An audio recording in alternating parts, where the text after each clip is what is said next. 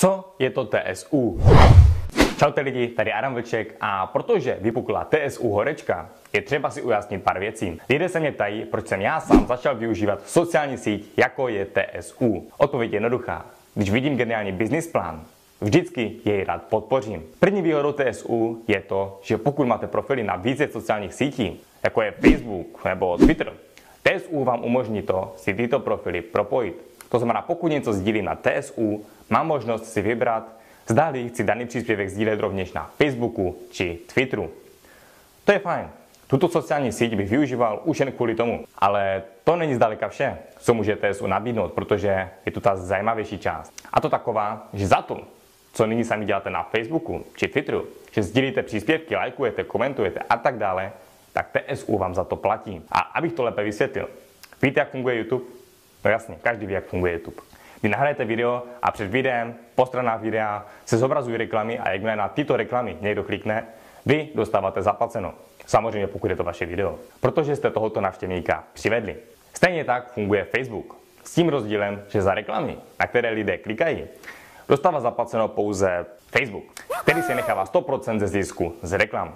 A právě tady si autor projektu TSU uvědomil obrovskou díru na trhu. Nechal se inspirovat YouTubem, nechal se inspirovat Facebookem a spojil tyto dvě věci dohromady.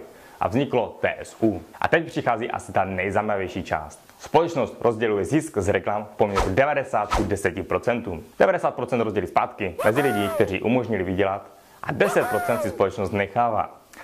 Ve srovnání s Facebookem, který si nechává 100%, je tohle mocné.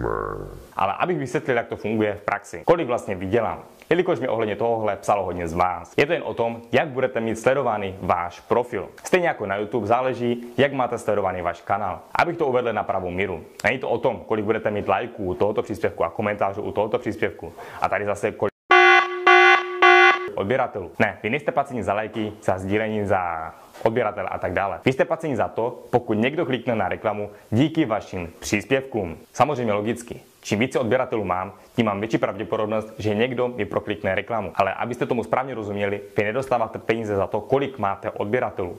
Vy dostáváte peníze za to, jakmile někdo tu reklamu proklikne. To, že na Facebooku lidé klikají na reklamy, třeba i díky vašim příspěvkům, ani sami nepoznáte, protože z toho nevidíte ani korunu. Tady to poznáte ihned, protože TSU vás právě za tohle platí. Začnete na centech, ale postupně vaše výdělky rostou.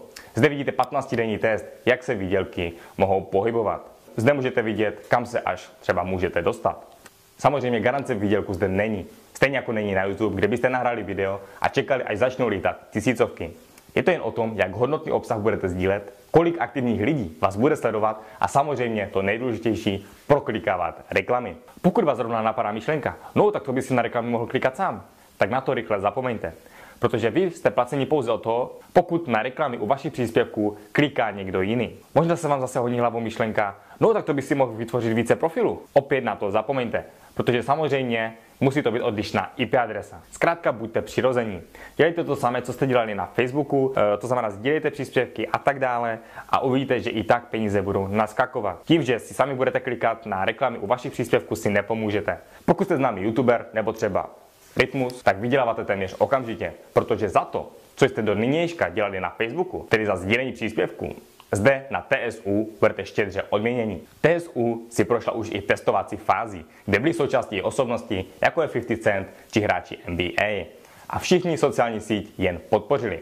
Proč by nepodpořili, když tam vydělali balík? Ale abych objasnil všechny možnosti TSU, nemusíte vydělávat pouze díky tomu, že sami budete mít sledovaný profil a příspěvky. Jelikož se TSU nyní rozšiřuje na základě doporučení, získáváte provize i z lidí, které doporučíte a ti sami mají sledovaný profil. Nebo vám mohou vydělat lidé vašich lidí, nebo lidi pod vašimi lidmi.